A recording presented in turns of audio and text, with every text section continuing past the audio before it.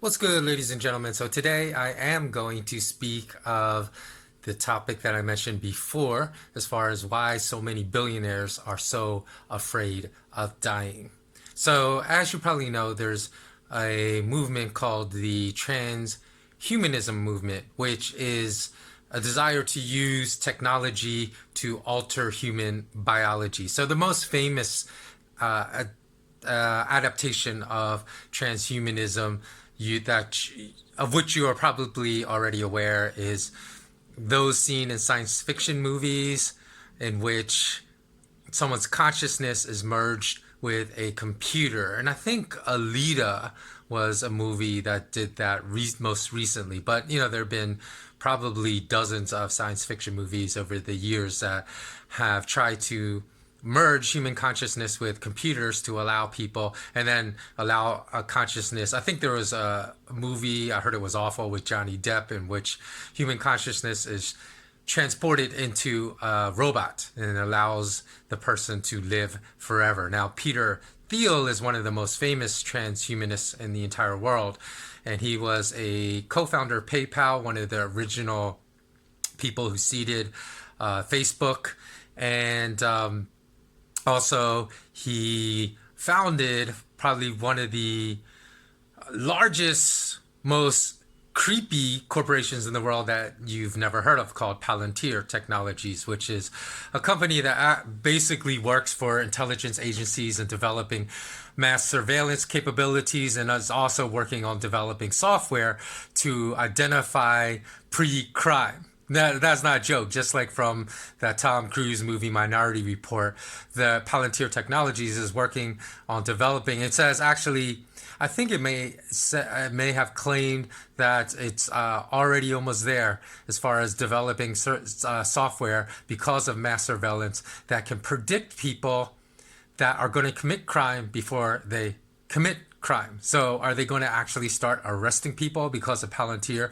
before they commit a crime? Because, it's really interesting as far as how the technology world is actually making some ideas that seem wacky in science fiction movies a distinct possibility now.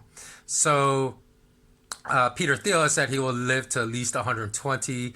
There is another tech billionaire in India.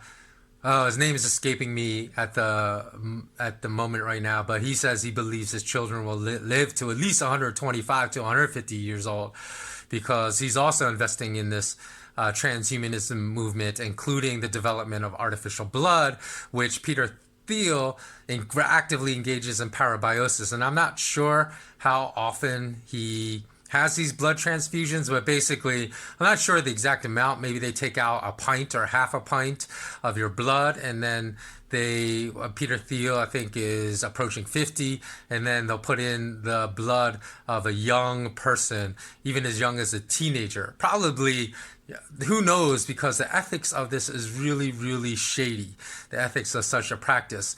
And it's not because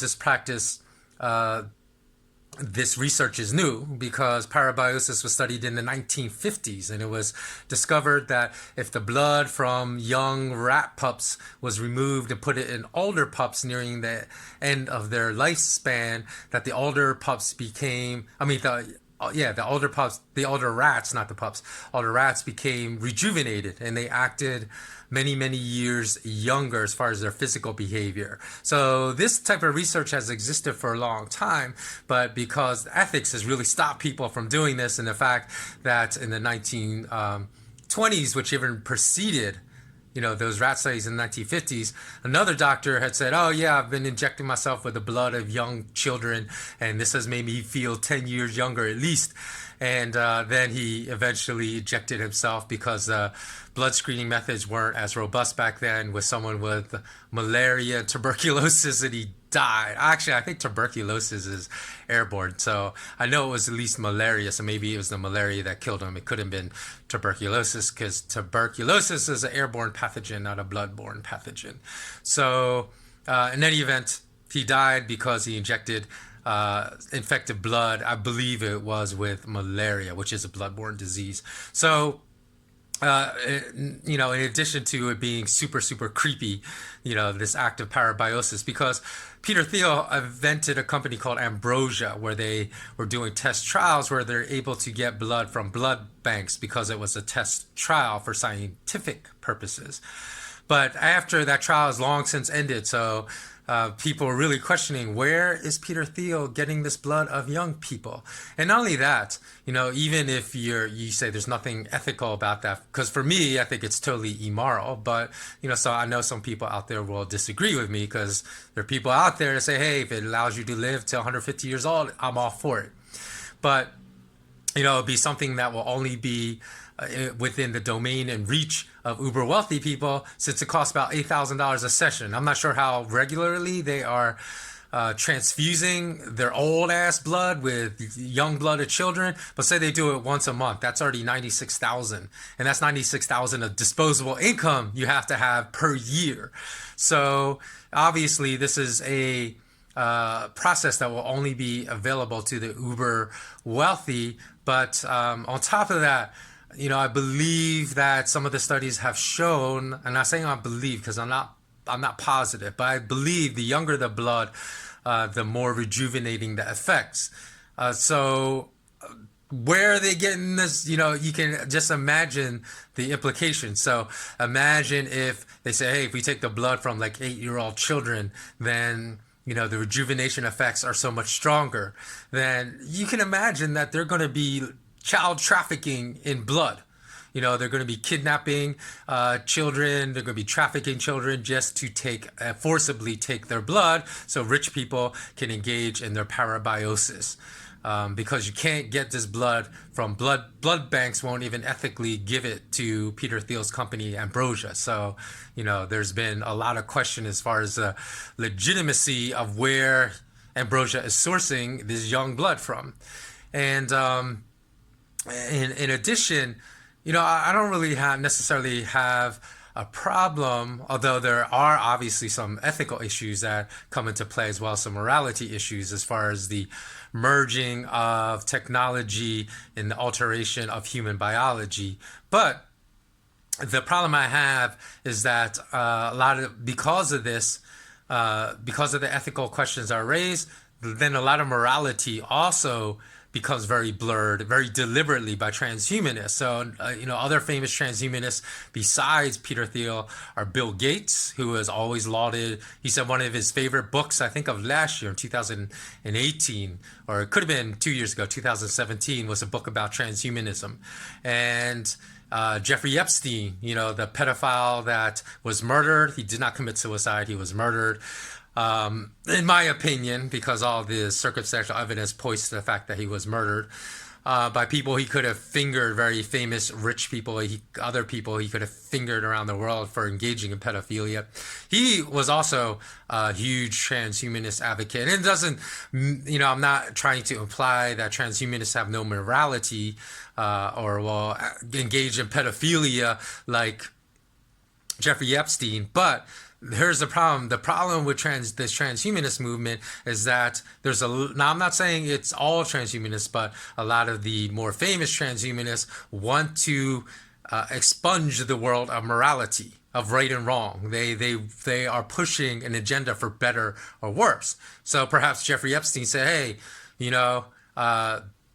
it's better for him to force sex upon an unwilling 16-year-old girl rather than an unwilling 8-year-old girl. They say, oh, it's better, so let me take the better choice, and there is no right and wrong, because that's what a lot of transhumanists are pushing. They're pushing an agenda for better versus worse, so versus right or wrong. So they want to basically rid the world of any type of moral conscience, which of course is extremely, extremely dangerous. So another transhumanist is this guy, I think his name's Lewandowski, but you can look it up because I'm not sure off the top of my head. I think it's Lewandowski, but he's a former Google engineer that has actually formed a religion to worship an AI god. So he's in the process of trying to create an artificial intelligence god. And he said we should use mass surveillance to see the people that are in favor of this idea and those that are against it. And he wants to like blacklist and blackball everyone that is against his idea of worshiping, forcing the world to worship an artificial intelligence god. And so there are people that are just super creepy out there in the transhumanist movement. And my question to all of them is, why are you so afraid of death? Peter Thiel even gave an interview, I think it was with the New York Times, which he says, I just can't understand the indifference of people to their immortality. It's because people aren't immortal, you idiot. And people aren't meant to be immortal. But Peter Thiel believes people are meant to be immortal. And so that's, the bigger question is why, number one, why are they engaging in such creepy things to try to gain immortality when they can do things like meditating? Because meditation is scientifically proven to lengthen telomeres, which are the ends of your DNA strands that fray, like the end of a cap you have on a shoelace. And when they fray, they bind together, which causes cellular aging and death. But what meditation does, it actually causes those caps of your DNA to lengthen. So it actually is an endeavor that does lead to turning back time, to becoming more youthful. Another thing is autophagy, which was a Japanese scientist.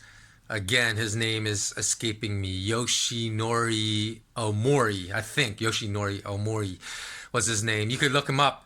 He had conducted a lot of scientific research into the benefits of fasting, because he found when people fasted that your cells still had to produce energy, but it would produce energy from using kind of cellular waste, and even using bacterial pathogens that existed within the cell. So in other words, he found that fasting, although autophagy literally is the combination of two Greek words that mean, I think, eat alive, because your cells start eating themselves, or maybe self-eating. Maybe it's self-eating, because auto is obviously self, and autophagy, I'm not sure what the G. I think it's self-eating. So in any event, he's done a lot of research that shows that fasting causes cellular repair, cells to heal themselves. Excuse me. So that also allows people. I got something in my throat. Sorry. That allows people to pursue youth in a way, staying younger or living longer, whatever lens of perspective you want to view that mission from, to do it in a very ethical, in a way I think all people would say is ethical, because I'm sure a lot of people out there would not agree that parabiosis is ethical, and in a way that all people would agree is also moral, because if you're just fasting to cleanse your body out, to allow yourself to age more gracefully and live longer, then I don't see anyone that's going to disagree with that. So why? It's because people think money can buy everything. That's why all these billionaires are engaging in all this transhumanism, because they don't want to exercise the self-discipline that's necessary through meditation, through autophagy, through fasting. Because right now, actually, today's my fasting day. So I fast one day a week for 24 hours. And even on the days I don't fast, though I might break this routine of mine maybe 3 or 4 times a month if I'm having dinner with, like a late dinner with friends. But normally in all other days of the week, I engage in intermittent fasting, which means I don't eat for 17 hours and only eat for 7 hours of the day. So this requires discipline, which billionaires don't want to exercise. They just want to use money to buy immortality. So my speculation, because the whole video, obviously, I said, why are these billionaires, transhumanist billionaires, so afraid of death? Is because I do believe that they believe their consciousness does live on. You know, otherwise, why would they try to be inventing like robots to transfer their consciousness into so they could live longer? So, or this, type of artificial AI robot. And so I do believe that they are extremely afraid that if they die, what's going to happen to their consciousness if they can't, number one, if they can't live forever, if they don't find out some type of way to live forever. And they're also afraid of what they're going to face, where their consciousness is going to go when they die and what their consciousness is going to see. So I think those are the reasons that they're so afraid of death. So let me know what you think. Please do remember to like and comment below, as that really helps out my channel. And also, if you haven't subscribed, please subscribe below. But also, don't forget to hit the notification bell if you want to be notified of future new content that is uploaded. And until next time, always remember, remain intensely curious. So long.